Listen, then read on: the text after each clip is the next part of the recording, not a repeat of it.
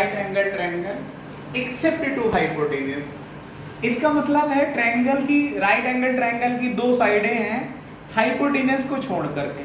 Hypotenuse को छोड़ोगे तो कौन सी साइडें बचेंगी? वो साइडें बचेंगी जिनके बीच का एंगल 90 डिग्री का है। बोलो, वो साइडें बचेंगी जिनके बीच का एंगल 90 डिग्री का है। तो उनमें से एक साइड कितनी है? 3x + 1 सेंटीमीटर है, और दूसरी साइड कितनी है? 2x - 1 सेंटीमीटर है। तो कह रहे हैं कि if its area is 30 centimetre square then find its all sides, then find its all sides. तब इसकी सभी भुजाएं बताओ, साइड्स बताओ। इसको मैंने हिंदी में कन्वर्ट करके लिख दिया कि एक समकोण त्रिभुज है कि समकोण बनाने वाली भुजाएं। समकोण का मतलब जिनके बीच का एंगल 90 डिग्री का होता है। उनमें से कौन कौन सी है?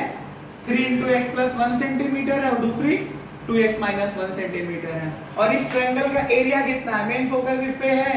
इस ट्रायंगल का एरिया कितना है? त्रिभुज का क्षेत्रफल कितना है? 30 सेंटीमीटर स्क्वायर। तो त्रिभुज की तीनों भुजाओं को ज्ञात करिए। इसको सॉल्व करते हैं। देखिए कैसे सॉल्व करते हैं। सबसे पहले ट्रायंगल इन्होंने कहा था ट्रायंगल बना लेते हैं। कौन सा ट्रायंगल है? अच्छा, कितने टाइप के ट्रायंगल जानते हो? On the basis of angle triangle is of 3 types. कौन सा? राइट एंगल ट्रायंगल,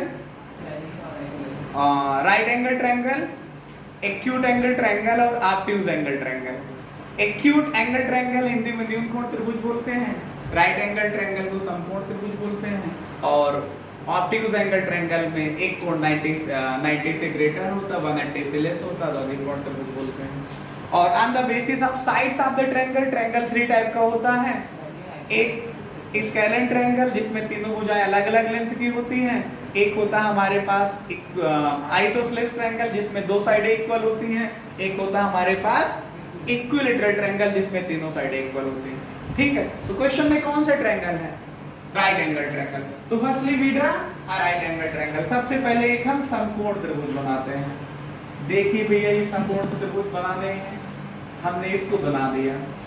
अब यहाँ आपको जब ये बोर्ड एग्जाम में आएगा तो उसमें 90 डिग्री मेजर्ड करके नहीं बनाना है, वो रफली आपको दिखना चाहिए कि 90 डिग्री है। लेकिन ऐसे भी मत बना देना कि एक ऐसे है दूसरा ऐसे है, तो सर ये देखो 90 डिग्री हो गया।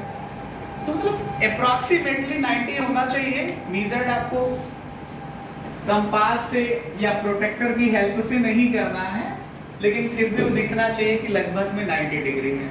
ठीक है, तो इसकी एक साइड हमारे पास कितनी है? 2x - 1 सेंटीमीटर है। बोलो, 2x - 1 सेंटीमीटर है। दूसरी क्या है? 3 × x + 1 सेंटीमीटर है। ठीक है, इस ट्रायंगल का मैंने नाम दे दिया, ABC कह दिया। आपको पता है ये राइट एंगल ट्रायंगल में ये वाली साइड कौन सी होगी? हाइपोटेन्यूज।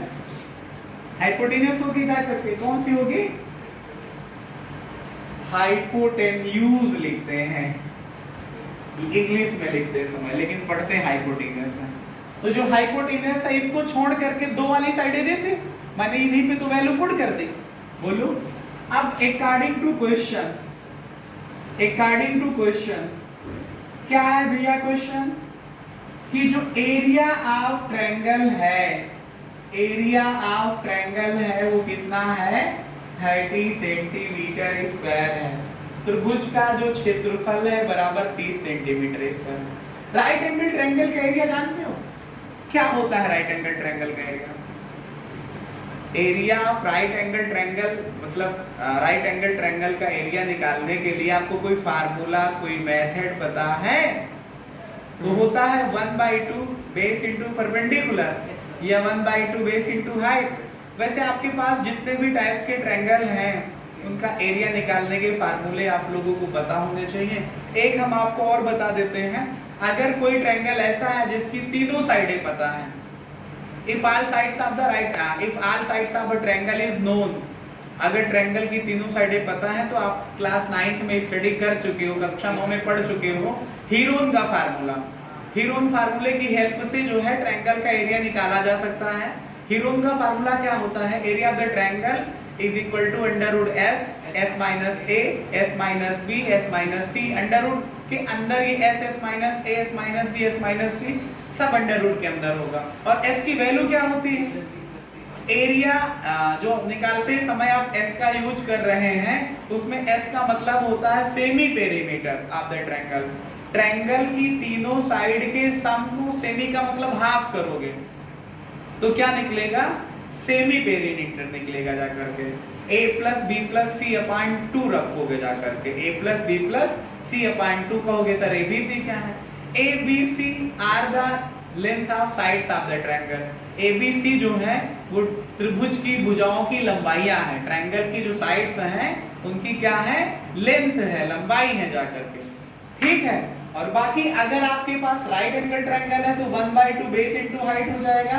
और अगर कोई ऐसा ट्रायंगल दिया है जो राइट एंगल ट्रायंगल नहीं है लेकिन बेस के करस्पॉन्डिंग हाइट पता है, तो उसमें एरिया का फार्मूला आप लगाओगे 1/2 बेस इनटू करस्पॉन्डिंग हाइट।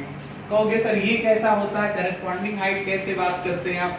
देखो मान लो ये कोई भी ट्रायंगल है, आज हम आपको करस्पॉन्डिंग हाइट समझा देते हैं, संगत ऊंचाई बोलते हैं। जैसे मान लो अगर आप बेस इसको मानोगे तो इसके सामने वाला वर्टेक्स ये हुआ, इससे परपेंडिकुलर ड्रा करोगे 90 डिग्री का एंगल बनेगा, तो जो ये हाइट होगी इस बेस के करस्पॉन्डिंग होगी। अगर बेस ये है तो करस्पॉन्डिंग हाइट या संगत ऊंचाई इसको लिखेंगे। अगर आप बेस इसको मानोगे, अगर आप बेस इसको मानोगे तो इस साइड के सामने का कौन सा है वर्टेक्स, ये है, बोलो, तो इससे इस पे परपेंडिकुलर ड्रा करोगे, ठीक है, with the help of scale. ये परपेंडिकुलर होगा तो बेस ये होगा तो हाइट ये कहलाएगी, ठीक है। अगर इसके लिए ड्रा करोगे तो इससे ड्रा करना पड़ेगा, ठीक है। तो 1/2 बेस इनटू करस्पॉन्डिंग हाइट की हेल्प से आप एरिया ऑफ द ट्रायंगल निकाल सकते हो। तो एरिया ऑफ द ट्रायंगल के जितने भी फार्मूले हैं मैंने आपको बता दिए। इस क्वेश्चन में क्या है, ये ट्रायंगल कैसा है, राइट एंगल ट्रायंगल है, समकोण त्रिभुज है, तो एरिया का फार्मूला क्या लगाओगे, 1/2 बेस इनटू हाइट, या 1/2 बेस इनटू परपेंडिकुलर भी कहीं कहीं लिखा मिल सकता है। क्यों लिखा मिल सकता है, क्योंकि राइट एंगल ट्रायंगल में जो हाइट है वही तो परपेंडिकुलर है जाकर, समझ रहे हो, बोलो। तो आया एरिया की वैल्यू 1/2 बेस इनटू हाइट, कितना आ जाएगा 30। तो 1/2 बेस की वैल्यू क्या है 2x - 1 सेंटीमीटर इनटू हाइट कितना है, बोलो 3 × x + 1 = 30। देखो सेंटीमीटर में ये भी है, सेंटीमीटर में ये भी है, सेंटीमीटर स्क्वायर हो जाएगा, यहाँ 30 सेंटीमीटर स्क्वायर होगा। अगर इसको कैंसिल कराओगे तो कैंसिल हो जाएगा। तो ये 3 और 1 को मल्टीप्लाई करोगे तो 3/2 आया। ये 2x - 1 को x + 1 से मल्टीप्लाई करो तो 2x को x में करोगे भाई कितना आ जाएगा 2x²। 2x को 1 में मल्टीप्लाई करोगे कितना आ जाएगा 2x, -1 को x में मल्टीप्लाई करोगे तो माइनस का 1x आ जाएगा, -1 को +1 में मल्टीप्लाई करोगे तो -1 इक्वल्स टू कितना 30 हो जाएगा। इसको ट्रांसफर करोगे टू, बोलो, ये पूरी की पूरी अगर वैल्यू आपको निकालना है तो इस पूरे टर्म को ट्रांसफर कर सकते हो। ये डिवीजन से मल्टीप्लिकेशन में चला जाएगा, ये मल्टीप्लिकेशन से डिवीजन में चला जाएगा। तो यहाँ क्या बचेगा x², 2x और 1x को माइनस करोगे तो प्लस का 1x आएगा, आएगा, माइनस का 1 आ जाएगा = 30 है। ये 2 मल्टीप्लिकेशन में चला जाएगा, 3 डिवीजन में चला आएगा, इसको कैंसिल करोगे तो 10 आ जाएगा ना, बोलो 30 और 3 को कैंसिल करोगे तो 10 टाइम्स जाएगा। तो ये कितना आया x² प्लस का 1x माइनस 1 की वैल्यू 10 2 = 20। इसको आप ट्रांसफर कर लो, इसको ट्रांसफर कर लीजिए। जब इसको आप ट्रांसफर करोगे तो भाई कितना आएगा आप बताओ। इसको जब आप ट्रांसफर करोगे तो ये आएगा हमारे पास x² प्लस का 1x माइनस 1 माइनस का 20 = 0 आ जाएगा। ये आएगा x² प्लस का 1x और ये माइनस का 21 = 0 हो जाएगा। अब फिर ये क्वाड्रेटिक इक्वेशन है, बोलो, ये ax² plus bx plus c = 0 के रूप में है, के फॉर्म में है, तो ये क्वाड्रेटिक इक्वेशन है। सॉल्व करने के कितने मेथड से जानते हो, हम तो 3 जानते हैं, तुम में से किसी को 3 से ज्यादा पता हो तो मुझको भी बताओ। एक होता है मिडिल टर्म स्प्लिटिंग मेथड, बीच के पद को तोड़ करके, एक होता है परफेक्ट स्क्वायर मेथड, एक होता है क्वाड्रेटिक फार्मूला या श्रीधराचार्य जी के फार्मूले से। कौन सा मेथड लगाऊं? आज हम तुमको इनमें से कोई भी मेथड नहीं बताऊंगा, फिर भी इसको सॉल्व कर दूंगा। ये मेथड कम लोग जानते हैं, लेकिन मैं एक बात आपको बता दूं, ये मेथड एप्लीकेबल कब है? बोलो, ये मेथड आपके पास कब एप्लीकेबल है? यहाँ पे कमी आप कर रहे हो, बहुत देर से ये कमी है, आपने ध्यान नहीं दिया है। ये 2x² है, ये क्या है? 2x² है। कितना है ये? 2x² है। बोलो, किसी ने ध्यान नहीं दिया। 2x² plus 2x minus 1x मिलके प्लस का 1x हुआ, और ये माइनस का 1 आया। ये 30 है, 2 से मल्टीप्लिकेशन हुआ, 3 से डिवाइड हुआ, तो ये 20 हो जाएगा। ये क्वेश्चन आएगा। तो अगर आप इसको सॉल्व करोगे तो मिडिल टर्म स्प्लिटिंग मेथड से करते हैं। चलो सॉल्व, जो हम स्पेशल मेथड बताने जा रहे थे उसमें ये जो है x² का कोएफिशिएंट 1 होना चाहिए। अगर 1 नहीं है तो शॉर्टकट का यूज नहीं कर सकते हो। अभी कभी क्वेश्चंस आएगा जिसमें x² का कोएफिशिएंट 1 होगा, तो हम आपको शॉर्टकट से क्वेश्चन को सॉल्व करके एक लाइन में समझाएंगे। बट हियर यहाँ x² का कोएफिशिएंट कितना है? 2 है ना, तो फिर उस शॉर्टकट का यूज नहीं करेंगे, लॉन्ग कट से चलेंगे, मिडिल टर्म स्प्लिटिंग मेथड का यूज करेंगे। ये हमारे पास 2 है, ये 21 है, इसका फैक्टर करो तो 2 × 3 × 7। इन फैक्टर को ऐसा सेट करो कि माइनस करने, ये साइन कौन सा है? माइनस करने पे मिडिल टर्म आना चाहिए। तो देखो ये 7 हुआ, ये मल्टीप्लाई करो 6, 7 से 6 को माइनस करोगे कितना आ जाएगा? 1 आ जाएगा। तो ये कितना आया?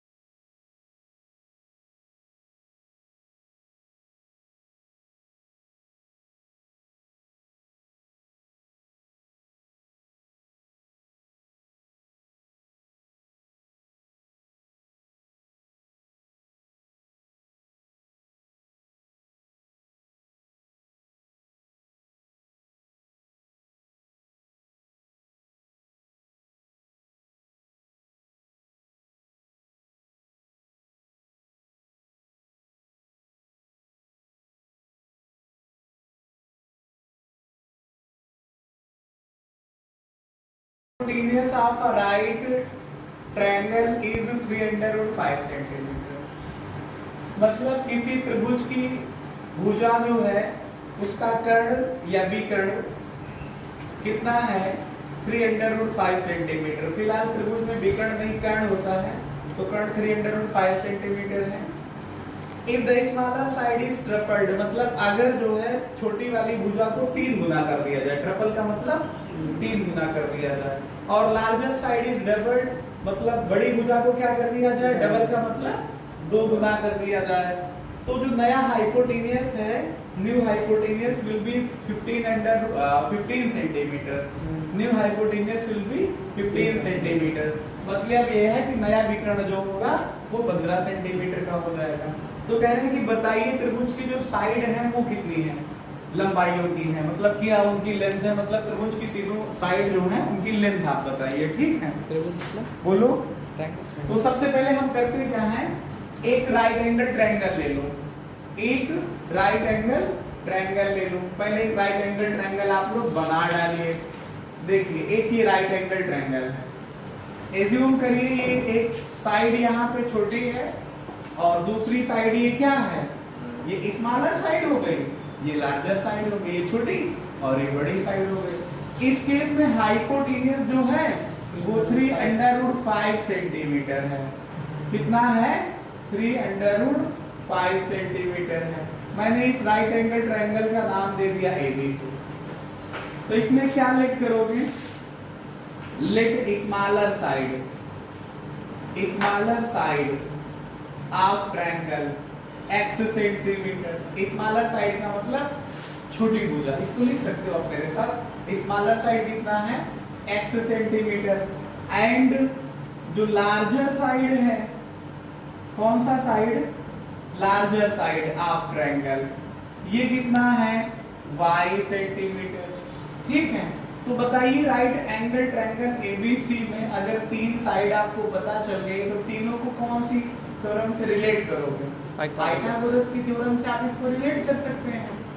तो then in right angle triangle ABC कौन सी थ्योरम लगाओगे, बोलो, बाय यूजिंग कौन सी थ्योरम, पाइथागोरस थ्योरम। कौन सी थ्योरम लगाओगे, पाइथागोरस थ्योरम। क्या लिखोगे, hypotenuse square is equal to base square plus perpendicular square. Hindi में लिखना हो आप तो कर्ण का स्क्वायर बराबर आधार स्क्वायर प्लस लंब स्क्वायर। तो हाइपोटेनियस कितना है भाई, 3/5 square is equal to base कितना है, x का स्क्वायर, और परपेंडिकुलर क्या है, y स्क्वायर।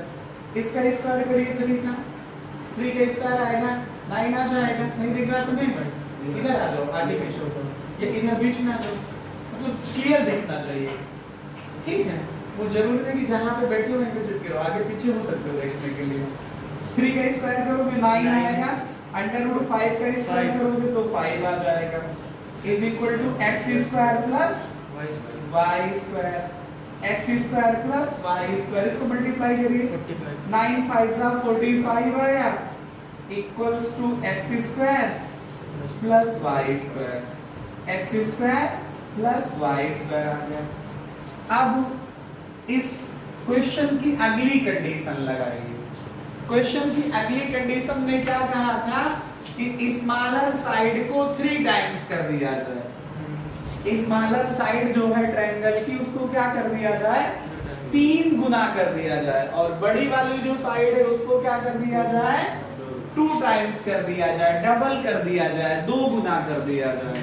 तो फिर एक नया ट्रायंगल तैयार होता है, उसका हाइपोटेनियस कितना हो जाएगा, 15 सेंटीमीटर। यहाँ पे हाइपोटेनियस को विकर्ण नहीं लिखना चाहिए, कर्ण लिखना चाहिए। कितना तैयार हो जाएगा, 15 सेंटीमीटर हो जाएगा। तो मान लो ये x था, बोलो, छोटी साइड थी, इसको 3 टाइम्स करोगे तो कितना हो जाएगा, 3x हो जाएगा। बड़ी साइड कौन थी, y थी, इसको डबल करोगे तो 2y हो जाएगा। अब इस केस में हाइपोटेन्यूज कितनी हो जाएगी? 15 सेंटीमीटर। कोई दिक्कत? अब इसका नाम आप A dash, B dash, C dash दे सकते हो। A dash, B dash, C dash दे सकते हो। तो इन ट्रायंगल कौन सा? A dash, B dash, C dash, कौन सी थ्योरम यूज करोगे?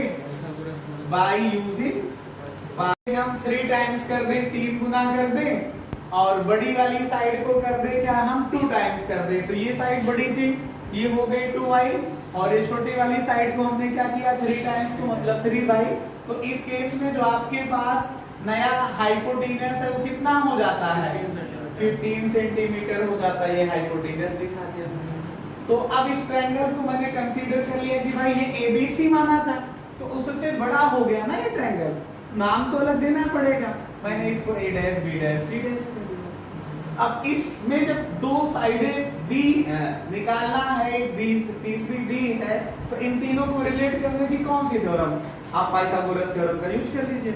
तो पाइथागोरस थ्योरम का यूज करोगे तो hypotenuse square is equal to perpendicular square plus base square आ जाएगा।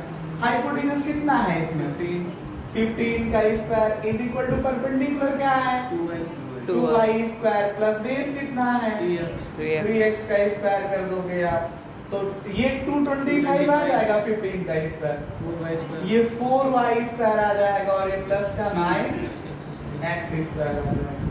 समझे? ये इक्वेशन सेकंड हो गई जा करके। अब आप थोड़ा से ध्यान से समझिए, इक्वेशन फर्स्ट में और इक्वेशन सेकंड में दोनों में दो वेरिएबल हैं। एक वेरिएबल x है, दूसरा y है। तो इन वेरिएबल को जब तक आप हटाओगे नहीं तब तक जो है इसे सॉल्व नहीं किया जा सकता है। तो इसको हटाने के लिए क्या करोगे? इसको हटाने के लिए आप चाहो तो x की वैल्यू को या चाहो तो y की वैल्यू की यहां से निकाल करके यहां पुट कर दो। y की वैल्यू यहां से निकालिए, फर्स्ट इक्वेशन से निकालिए, सेकंड में पुट कर दीजिए। तो क्या लिखोगे? फ्रॉम इक्वेशन फर्स्ट, पहले समीकरण से क्या 45 is equal to X square plus Y square. Y square की वैल्यू निकालिए, तो ये आएगा 45 minus X square is equal to क्या आ जाएगा? वाई स्क्वायर आ जाएगा। वाई स्क्वायर की वैल्यू कहाँ से निकाला आपने? फर्स्ट से। तो कहाँ रखोगे? सेकंड में। अगर सेकंड से निकालते तो फर्स्ट में रखते। ठीक है, तो पुटिंग दिस वैल्यू इन कहाँ? Putting this value in equation second, समीकरण 2 में मान रखने जा रहा हूं। तो समीकरण 2 इक्वेशन सेकंड पहले पूरा लिख लीजिए। ये 4y स्क्वायर प्लस का 9x स्क्वायर, तो 225 is equal to 4y square को लिखोगे 45 माइनस x स्क्वायर और प्लस का 9x स्क्वायर। ये 225 आया, इसको 4 से मल्टीप्लाई करिए, कितना आएगा? 4 5 जा 20, 4 4 जा 16, और 20 में 2 कैरी हुआ तो 18, 180 आ जाएगा। तो इसको मल्टीप्लाई करिए, माइनस का 4x स्क्वायर आएगा प्लस 9x स्क्वायर, तो ये आया 225 इक्वल्स टू 180 माइनस का 4x स्क्वायर और 9x स्क्वायर प्लस का सॉल्व करोगे तो 5x स्क्वायर। ये बात सबको समझ में आ रही है कि नहीं? अब x स्क्वायर निकालना है तो पहले इसको ट्रांसफर करेंगे कि पहले 5 को? पहले 180 जाएगा, तो ये 225 से 180 माइनस हो जाएगा, यहाँ पे क्या बचेगा? 5x square. इसको सब्ट्रैक्ट करोगे तो कितना आएगा? 45 is equal to 5x square. 5 ये डिवीजन में चला जाएगा, 45/5 कितना आ जाएगा? x स्क्वायर, तो 9 आ जाएगा x स्क्वायर। तो जब यहाँ से x की वैल्यू निकालोगे तो प्लस माइनस √9 आएगा ना। आपको पता है जब भी स्क्वायर लगाओगे दूसरी तरफ, जब स्क्वायर हटा करके दूसरी तरफ अंडर रूट लगाओगे तो वैल्यू प्लस माइनस में आती है ना। तो प्लस माइनस में कितना आ जाएगा? ये प्लस माइनस 3 आ जाएगा। लेकिन प्लस की वैल्यू 3 तो संभव है क्योंकि एक साइड है, x की वैल्यू क्या है? ट्रायंगल की एक साइड है, क्या ट्रायंगल की साइड नेगेटिव भी हो सकती है? नेगेटिव नहीं हो सकती है। तो x की वैल्यू माइनस का 3 फिर नहीं है पॉसिबल। x की वैल्यू क्या पॉसिबल है? 3 है। जब x की वैल्यू 3 है, बोलो, जब x की वैल्यू 3 है, इसको हम कैलकुलेट कर लेंगे तो y की वैल्यू इक्वेशन फर्स्ट में रख करके कैलकुलेट कर लेंगे। ठीक है, इसको पॉज कर दो।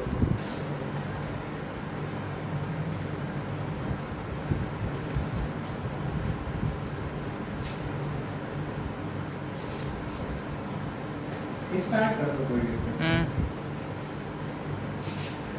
देखो, जो आपने x की वैल्यू निकाली है, कितनी आई है? 3। मैंने बताया x की दो वैल्यूज आई थी, एक प्लस का 3, एक माइनस का 3। -3 क्यों नहीं पॉसिबल है? क्योंकि किसी की लेंथ, किसी की लंबाई, किसी की चौड़ाई, किसी की ब्रेथ जो है वो नेगेटिव नहीं हो सकती। बहुत कम होगा तो 0 होगा। 0 होने का मतलब वो अस्तित्व में नहीं है, उसकी प्रेजेंस ही इस यूनिवर्स में नहीं है। लेकिन नेगेटिव तो पॉसिबल ही नहीं है। तो x की वैल्यू क्या लेना पड़ेगा आपको? प्लस कर दो। तो smaller side of the triangle, त्रिभुज की सबसे छोटी भुजा आपको पता चल गई। अब लार्जर साइड निकालने के लिए क्या करोगे? x की जो ये वैल्यू आपने निकाली है 3, इसको चाहे इक्वेशन फर्स्ट में रख दो और चाहे इक्वेशन सेकंड में रख दो। किस में रखना आसान? फर्स्ट में। तो by equation first, by equation first. क्या है पहली इक्वेशन? बोलिए। 45 is equal to X square plus Y square. तो 45 इज इक्वल टू एक्स की वैल्यू क्या है? 3, इसका स्क्वायर प्लस वाई स्क्वायर। तो यह 45 इज इक्वल टू 9 प्लस का वाई स्क्वायर। इसको आप ट्रांसफर कर लीजिए। 45 से 9 को माइनस कर लीजिए तो वाई स्क्वायर आ जाएगा। 45 से 9 को माइनस करिए, बताइए कितना आएगा? 36 की वैल्यू वाई स्क्वायर। तो स्क्वायर हटाओगे तो फिर इधर अंडर रूट लग जाएगा और ये प्लस माइनस साइन के साथ लगेगा जाकर के। तो प्लस माइनस का क्या आ जाएगा? 6 इक्वल्स टू वाई। तो वाई की वैल्यू फिर बताइए क्या पॉसिबल नहीं होगी? माइनस का 6 पॉसिबल नहीं होगी। अच्छा, तुम लोगों के माइंड में ये तो नहीं आ रहा कि सर एक प्लस माइनस साइन क्यों आ जाता है? बोलो, अंडर रूट लगने पे प्लस माइनस साइन क्यों आता है? क्या ऐसा कोई तो क्रॉस क्वेश्चन नहीं आ रहा माइंड में? अगर आ रहा है तो आइए उसका समाधान हम कर देते हैं। y की वैल्यू फिलहाल निकल आई है। Larger side of the triangle, बड़ी वाली भुजा आ गई कितनी? 6 सेंटीमीटर और स्मॉलर साइड कितनी आ गई? 3 सेंटीमीटर और हाइपोटेन्यूज आपको पता ही है। अगर आपके माइंड में ऐसा आ रहा है कि y स्क्वायर की वैल्यू 36 है या y स्क्वायर की वैल्यू 36 है तो सर बता रहे हैं कि प्लस माइनस का 6 आ जाता है। आइए इसको खत्म करते हैं आज। इस कॉन्सेप्ट को दोबारा में ये रहेगा कि ऐसा कोई समस्या नहीं क्रिएट होगी। y square is equal to 36 है तो y की वैल्यू निकालोगे तो मैं कहता हूं प्लस माइनस का 6 आता है। ये कैसे आता है ये सॉल्व करके दिखाते हैं। y स्क्वायर माइनस का 36 इज इक्वल टू 0 लिख सकते हैं यहां से। अब ये आया y स्क्वायर माइनस 36 को लिखोगे 6 का स्क्वायर इक्वल टू 0। अब एक आपने फार्मूला पढ़ा है a square minus b square is equal to in the first bracket a plus b in the second bracket a minus b। a square minus b square बराबर एक bracket में a plus b है और अगले bracket में क्या है? a minus b है। इस फार्मूले को अगर यहाँ पे अप्लाई करूं मैं तो एक ब्रैकेट में आ जाएगा y प्लस 6 और अगले में आ जाएगा y माइनस 6 इक्वल्स टू कितना? 0। क्यों? ये y स्क्वायर माइनस 6 स्क्वायर है ना, तो ये हुआ a स्क्वायर माइनस ये हुआ b स्क्वायर। तो a की वैल्यू 6 हो रही है, b की वैल्यू a की वैल्यू y हो रही है और b की वैल्यू 6 हो रही है। तो उसी फार्मूले पे मैंने इसको पुट कर दिया। तो अब बताइए दो का मल्टीप्लिकेशन हो रहा है यहाँ पे, किसके इक्वल आ रहा? 0 के इक्वल। दो लोगों का मल्टीप्लिकेशन 0 हो सकता है? हो सकता है एक केस में, जब इनमें से कम एक वैल्यू 0 के बराबर हो। अगर दोनों 0 होंगे तब भी 0 आएगा मल्टीप्लाई करने पे, नहीं तो कम से कम एक तो 0 होने चाहिए। तो जैसे मैंने y प्लस 6 को अगर 0 लिया तो y की वैल्यू क्या आएगी? ट्रांसफर करो। और y माइनस 6 को 0 लिया तो y की वैल्यू क्या आएगी? तो y की ये दो वैल्यूज आ गई, ये प्लस का 6 ये माइनस का 6। इस बिहाफ पे मैं कहता रहता हूँ कि स्क्वायर हटाओगे तो दूसरी तरफ अंडर रूट लगेगा और अंडर रूट लगेगा तो वैल्यू काहे में आएगी? प्लस माइनस में आएगी। ठीक है, इस तरह से ये question 100 metre square rectangular vegetable garden, मतलब ये है कि एक किसान की इच्छा हुई क्या करने की कि रेक्टेंगुलर का मतलब होता, रेक्टेंगल समझते हैं, आयत के आकार में एक सब्जी का बगीचा लगाना चाह रहा है। वो है कितना 100 मीटर स्क्वायर एरिया में। कितने मीटर स्क्वायर एरिया में? 100 मीटर स्क्वायर एरिया में सब्जी का बगीचा। सब्जी बगीचा का मतलब सब्जी उगाएगा वो 100 मीटर स्क्वायर में। अब लेकिन उसकी कंडीशन है कि since he has with the only 30 meter barbed wire, barbed नहीं barbed wire है, कटीला तार, उसके पास 30 मीटर का कटीला तार है। बात समझ पा रहे हो? He fenced 3 sides of the rectangular garden, letting compound wall of his house acts as the 4 side fence। इसका मतलब है कि he fences, फेंसिंग करना समझते हो? कटीले तार को जब चारों तरफ से बांधोगे तो उस कंडीशन को बोलते हैं फेंसिंग करना। तो वो 3 तरफ से तो फेंसिंग करता है और चौथी तरफ उसके कंपाउंड की, उसकी 4 दीवारें जो है घर की, चौथी साइड का काम उसकी दीवार कर जाती है। जैसे मान लो कोई घर है, मान लो ये आपका हाउस है, ये घर है किसी का, ये क्या है बोलो? घर है, ये घर है। इस घर के इस तरफ मान लो तुम्हारे पास कोई प्लॉट है, ये प्लॉट कैसा है बोलो? रेक्टेंगुलर है। कैसा है? रेक्टेंगुलर है, वेजिटेबल है, वेजिटेबल और गार्डन है। रेक्टेंगुलर वेजिटेबल गार्डन है। क्या है? रेक्टेंगुलर वेजिटेबल गार्डन है। ये थोड़ा से बहुत अच्छा फिगर हो सकता है, आपको ना दिखाई पड़ रहा हो तो आप इसको रेक्टेंगल जैसा बनाने का भी प्रयास करना। ठीक बोलो? ये घर है तो ये इसके कंपाउंड की वाल हुई कि नहीं हुई बोलो? घर की दीवार हुई है और 3 तरफ से तार लगा के फेंसिंग कर देगा ये। तो यही क्वेश्चन में लिखा है कि उसने 3 तरफ से फेंसिंग की है वायर से, और वायर कितना मीटर है?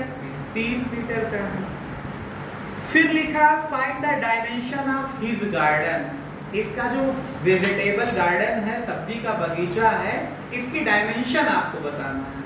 मतलब कितनी लंबाई है, कितनी चौड़ाई है, मतलब कितनी लेंथ है और कितनी उसकी विड्थ है या ब्रेथ है। तो जैसे इसके बगीचे की लेंथ को मैंने x मीटर मान लिया बोलो, और इसकी विड्थ को क्या मान लिया? y मीटर मान लिया। तो अगर ये रेक्टेंगल है तो मुन्ना ये भी y होगा क्योंकि अपोजिट साइड्स इक्वल होती हैं बोलो। अगर ये x है तो ये भी x मीटर का हो जाएगा। इसमें कोई सच समस्या सवाल हो तो बताओ। अब बताओ तार कहां से कहां तक लगाओगे? ये y metre plus x metre plus y metre, इतने तो तार लगेगा बोलो। तो according to question y metre plus x metre plus y metre बराबर 30 मीटर वायर बोलो। इसको ऐड करिए तो 2y प्लस का x is equal to 30, equation first हो जाएगा। फिर अकॉर्डिंग टू सेकंड कंडीशन, जो इसका एरिया है वेजिटेबल गार्डन का, ये कितना है? 100 मीटर स्क्वायर। तो जो वेजिटेबल गार्डन है वो कैसा है? Area of rectangular garden, area of किसका?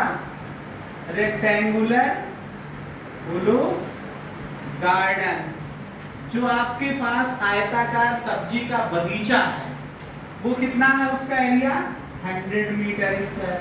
आपको एरिया का फार्मूला पता है रेक्टेंगल का? L into B, length into width. तो लेंथ कितनी है? x मीटर, विड्थ क्या है?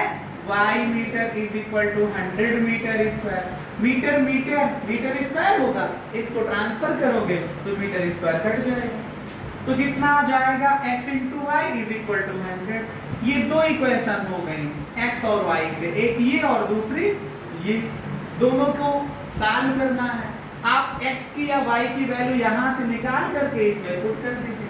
बताइए x की वैल्यू यहां से निकालते हैं अगर पहली इक्वेशन से from equation first, x plus का 2y की वैल्यू क्या है 30 है, तो x की वैल्यू क्या आ जाएगी 30 माइनस का 2y। बोलो इसको कहां रखोगे, putting this value in equation second, putting this value कहां रखोगे इन इक्वेशन सेकंड में। सेकंड इक्वेशन xy की वैल्यू क्या है भाई 100, तो x की वैल्यू क्या रखोगे 30 माइनस का 2y, x की वैल्यू क्या रखोगे बोलो 30 माइनस का 2y into y is equal to 100।